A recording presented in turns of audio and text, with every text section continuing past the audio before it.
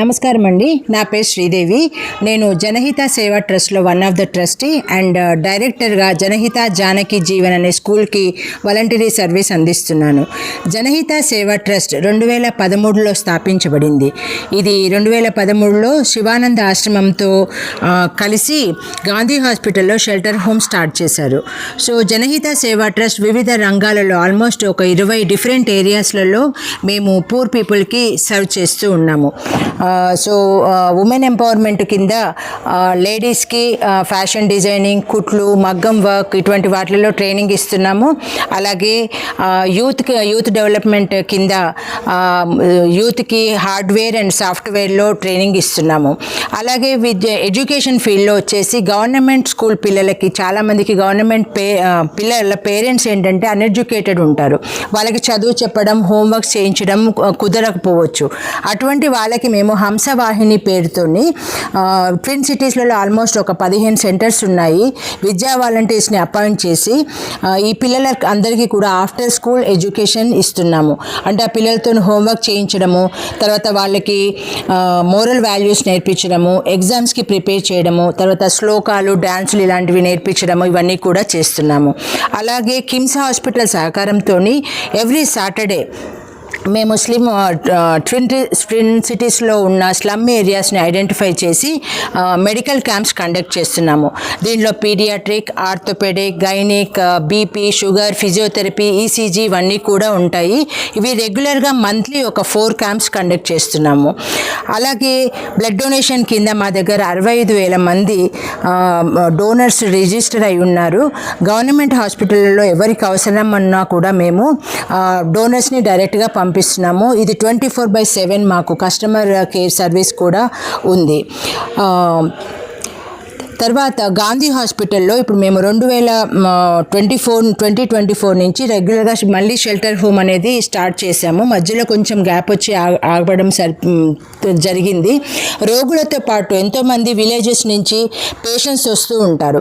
వాళ్ళందరూ లోపల అడ్మిట్ అయ్యి ఉంటారు. వాళ్ళకి గవర్నమెంట్ ఫుడ్ అది ఇస్తుంది. కానీ వాళ్ళతో పాటు వచ్చే అటెండర్స్ ఉండటానికి ప్లేస్, అంటే వాళ్ళు 10 రోజులు ఉండొచ్చు, 20 రోజులు ఉంటారు, ఎన్ని రోజులు ఉంటారో తెలీదు. వాళ్ళు ఉండాలంటే అకామిడేషన్ కి, హోటల్కి, అలాగే ఫుడ్కి చాలా ఖర్చు అవుతుంది. అటువంటివి వాళ్ళు పేదవాళ్ళు కాబట్టి వాళ్ళు బేర్ చేయడం చాలా కష్టం. అటువంటి వాళ్ళకి జనహిత సేవా ట్రస్ట్ షెల్టర్ హోమ్ పేరిట గాంధీ హాస్పిటల్లో రన్ చేస్తున్నాము.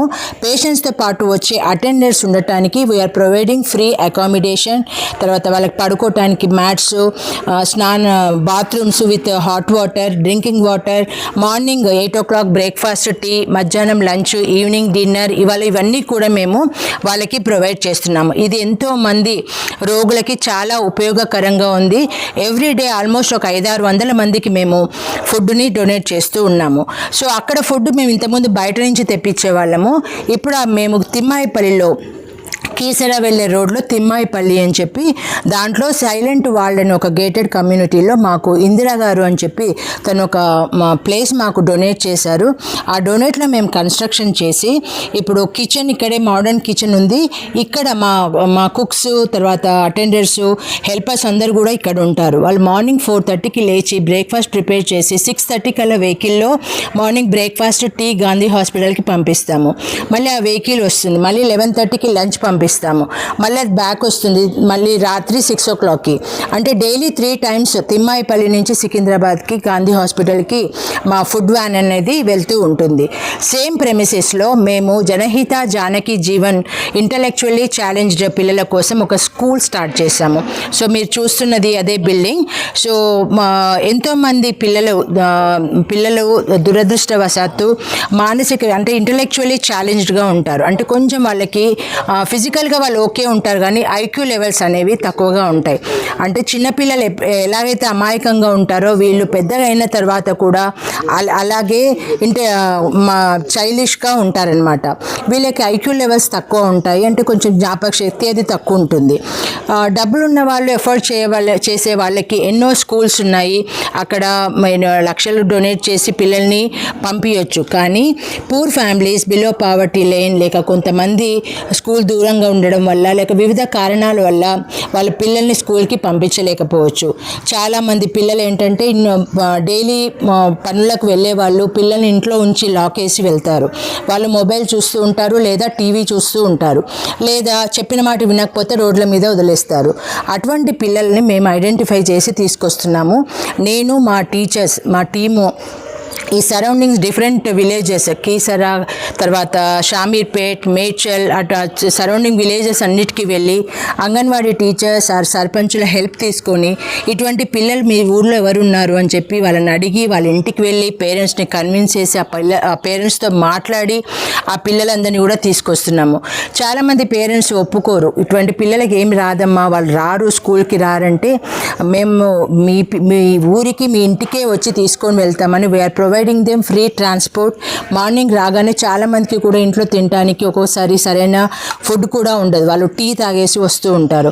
అందుకని వాళ్ళు రాగానే వాళ్ళకి ముందు మోరల్ వాల్యూస్, ప్రతి చోట భగవంతుడి దగ్గరికి వెళ్ళాలంటే మనము గుడికి వెళ్ళాల్సి ఉంటుంది, బట్ భగవంతుడే మా దగ్గర ఉన్నారు.